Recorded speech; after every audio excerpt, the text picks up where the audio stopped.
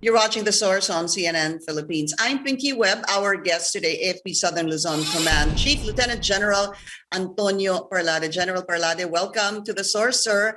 And maraming salamat po sa inyong oras. Hi, Pinky. Good morning.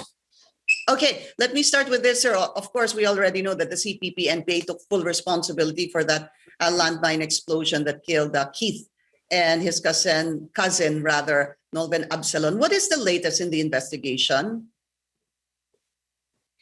I think you've seen the report, official report of the Philippine National Police. There were gunshot wounds. One gunshot wound in the face of Keith, and I think 2 or 3 gunshot wounds at the back, at the thigh, and at the back of Novel.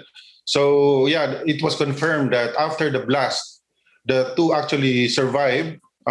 It wasn't lethal, it wasn't fatal, but it was followed up by an assault by the NPA. Yeah, actually, that's what I wanted to ask you, because that was puzzling to me. It was a landmine explosion, pero even witnesses were saying, marami po silang narinig na putok ng baril. So yun ho pala yung nangyari. They could have survived the landmine explosion at pinuruhan pa ho sila? Yeah, in fact, because there were 7 of them, 7 going in that group, in that batch. But the lead pack, ito yung 3, sina Keith, tsaka yung mga pinsan niya. But the 4 were behind and they were able to witness what was happening. So, ayun, nakataas na yung kamay ni Keith. Actually, humingi siya ng tawad, pero tinuluyan siya, kaya siya binaril dito sa mata. But si Novel, nakadapa siya pero humingi rin siya ng tawad, facing the ground, nakataas yung kamay niya. Humingi siya ng tawad para palagpasin pero hindi siya pinalagpas at yun nga, sinundan pa ng 4 na putok, 3 or 4 na putok.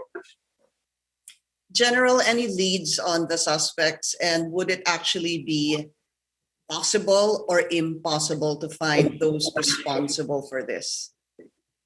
No, it's never impossible because in fact right now, until now, our troops are continuously scouring the area together with the local police. But the thing is, remember, Pinky, after the incident, during the pursuit, they were able to get the firearms of this group, 12 of them, tinago doon sa bahay at doon natin nakuha. So in effect, ang sinasabi nung report ng mga tao, nagpalit sila ng damit. Ang tawag doon, nagligal sila and then humalo sila doon sa mga civilians. So until now, we suspect they're still in the community. That is why we're really asking the help of the local communities and the local officials to help us in this. Otherwise, baka may masaktan pa mga civilian. Of course, yung mga civilian, takot yun mag-report. But it's a huge community and we need to do something with the help of these local officials. So malaking tulong ho talaga dito sa pag-solve nitong krimen ay, well, obviously the public and the local officials. Kasi the reason I was asking if it's possible or impossible, kasi while inako na po ng CPP-NPA yung nangyari, it doesn't seem like they're gonna turn over those that were actually responsible. Hindi ho ba? Yeah, that's almost impossible. That's almost impossible, especially in that area. And Pinky, I went to the area last Saturday. I talked with the families and I talked with some of the officials. And this is what they're saying. Sir, under harassment kami, intimidation, itong mga bullies na ito. Kaya kita nyo, sir, walang nagsasalita na local officials, walang nagsasalita masyadong mga tao, except yung biktima na talagang gusto nilang matapos na ito, yung mga kamag-anak ng biktima. So, talagang we have to do something. In fact, I've been talking to Secretary Anyo and Secretary Esperon. Sir, we would like to recommend that this place would be put under police control. I don't know what that means, but I think it has been done in the past. Kasi kung aasa tayo na ito'y masusolve with the help of the local officials, I really don't think at this stage, hindi pa nila kayang gawin yon. Honestly, Pinky, napakadami nang nag-surrender dyan. Napakadami na.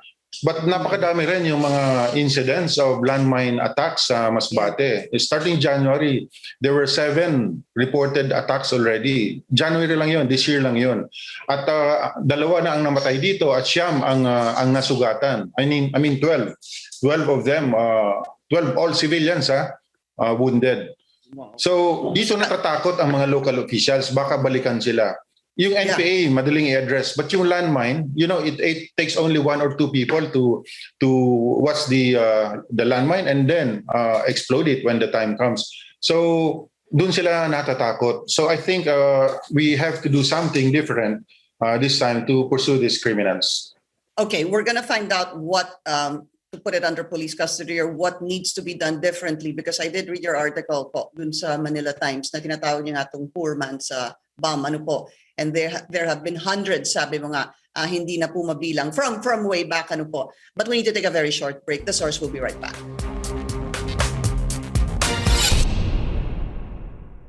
You're watching The Source on CNN Philippines. I'm Pinky Webb. Our guest today, Lieutenant General Antonio Parlade. Sir, I have a few minutes left. What exactly do you mean? Yung 2 things, put it under police custody. Kasi what I heard you say was, although you don't know what that really means, that's what I heard, sir. And the second is do something different. Yeah, police control. I mentioned police control. And I think this has been done in the past. It could still be under the governor, but the deputization of the police, siguro sa mga mayors, isususpend na yon.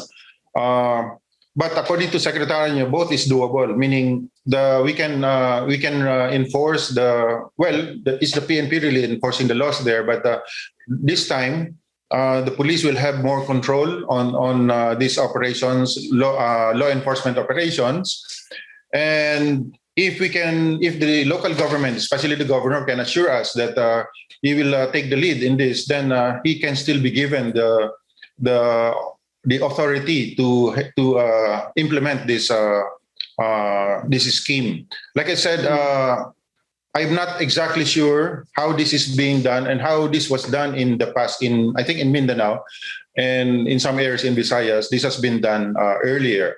If you remember on the war on drugs, I think this was done also.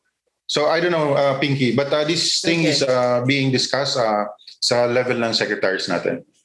Okay, sir, so also, nagsalita, meron pong nilabas na statement ang Makabayan at meron din pong nilabas na statement ang Akbayan. So just as a last question, siguro your appeal, I know that you're telling the Makabayan Bloc to, why are you keeping quiet? Even isang bayan, sabi mo nga, bakit nananahimik sila dito sa kasong ito?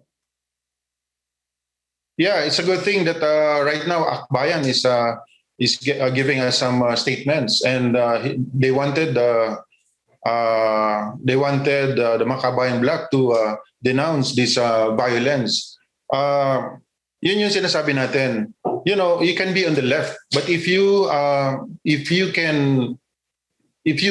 denounce violence, that's okay. Okay lang yun. Okay lang yun na maging aktivista tayo. Okay lang yun na iba yung pinaglalaban natin. But let's make sure that our citizens, our communities are safe, especially with this in the use of land mining. Yun yung sinasabi natin. Bakit napakatahimik nitong Makabayan Bloc na ito?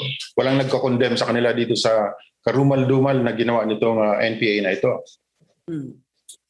Although yung kanilang statement, no, sorry sir, as a last question, is that we condemn the military action by a unit of the NPA in Masbate that caused death and injuries to others for violating international humanitarian law. At ang sabi po nila, file a complaint before the JMC. Hindi po sapat yun. JMC is not in effect. We don't have a peace talk. So walang JMC, suspended yung JMC. And what do you expect from a joint monitoring committee kung dun ipa-file yan? So the best thing really is for them to surrender the culprits in this incident. And in RA 9851, the leadership is responsible for the acts of their subordinates. Napakalinaw yan as principal. So in this case, hindi naman talaga kinakailangan mag-focus tayo dun kay Akastar o kay Rosero, yung platoon leader nitong Centro de Gravidad ng L2KP4 ng Masbate. No, even the leadership, the entire leadership of the Communist Party will be or should be held liable in this crime. All right. Lieutenant General Antonio Parlade, sir, we've run out of time. Maraming salamat po sa inyong oras. Thank you, Pinky. Thank you. Thank you for joining us here on The Source. I'm Pinky Webb. You're watching CNN Philippines.